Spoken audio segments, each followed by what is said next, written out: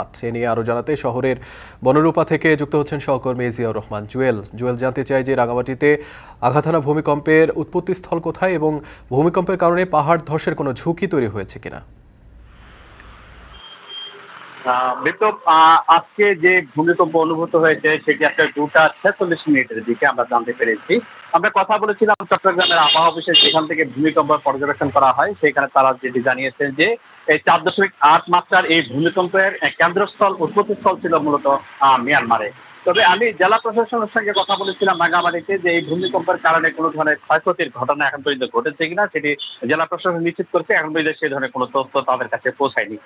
একটি বিষয় জানতে চেয়েছিলাম যে এখানে যে ভূমিকম্প যদি কোনো দুর্যোগ তৈরি হয় তবে সেই ক্ষয়ক্ষতি রোধের বিষয়ে তাদের কি প্রস্তুতি রয়েছে, সেটি জেলা প্রশাসন যেটি জানিয়েছে যে তাদের সব ধরনের প্রস্তুতি রয়েছে এবং পর্যাপ্ত সংখ্যক রেস্কিউ টিম এবং স্বেচ্ছাসেবক এবং মেডিকেল টিম এবং সব ধরনের প্রস্তুতি তাদের রয়েছে। একটু বলে রাখি যে পাহাড় ধসের ঘটনার ভূমিকম্পের কোনো ভূমিকা রয়েছে কিনা। পাহাড়ের যে মূলত পাহাড় এখন আগে যে পরিমাণ গাছপালা ছিল সেই গাছপালা এখন নেই, যার কারণে পাহাড় অনেকটাই যে গাছপালা শূন্য। সেই ক্ষেত্রে খুব ভারী বৃষ্টিপাত হলেই কেবল পাহাড় ধসের ঘটনা ঘটে।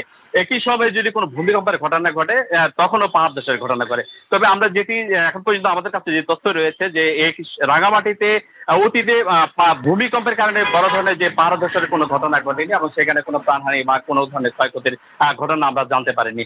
তবে সর্বশেষ 2017 সালে যে 13ই জুন যে পাহাড় ধসের ঘটনা ঘটেছিল সেখানে আসলে প্রচন্ড বজ্রপাত হওয়ায় যে ভূমি যে কম্পন তৈরি হয়েছে সেই কম্পনের কারণে প্রচুর সংখ্যক ঘর বাড়ি আসলে ক্ষতিগ্রস্ত হয়েছে এবং 5 সেনা সদস্য সহ 120 জনের প্রাণহানির ঘটনা ঘটেছিল। একই ঘটনার পরবর্তী বছর 2018 সালেও রাঙামাটি জেলার নানিয়ারচর উপজেলাও যে পাহাড় ধসের ঘটনা ঘটে প্রচন্ড ভারী বৃষ্টিপাতে এবং সেখানেও 11 জনের প্রাণহানির ঘটনা ঘটে। মূলত এই বড় দুটি ঘটনার পরেই প্রশাসন সবসময় ভারী বৃষ্টিপাত বা এই ধরনের দুর্যোগের পরিস্থিতি তৈরি হলে তাদের সব ধরনের প্রস্তুতি নিয়ে রাখে এবং রাঙামাটি জেলা প্রশাসন সার্বক্ষণিকভাবে এখানকার যে জনপ্রতিনিধি রয়েছেন এবং যারা আইন শৃঙ্খলা বাহিনী এবং যারা ফায়ার সার্ভিস থেকে শুরু করে স্বেচ্ছাসেবক সব তাদের সামগ্রিক যোগাযোগ থাকে। এই কারণে সব বড় ধরনের কোনো ঘটনার আগে তাদের প্রস্তুতি সম্পন্ন হয়ে থাকে। এই ছিল রাঙামাটি থেকে ভূমিকম্প অনুভূতির সর্বশেষ তথ্য। বিপ্লব। 4.8 মাত্রার ভূমিকম্পে কাঁপল রাঙামাটি নিয়ে বিস্তারিত আমরা জানছিলাম। এই যাত্রায় সড়কে ঝামেলা এড়াতে এবারও ট্রেনের টিকিট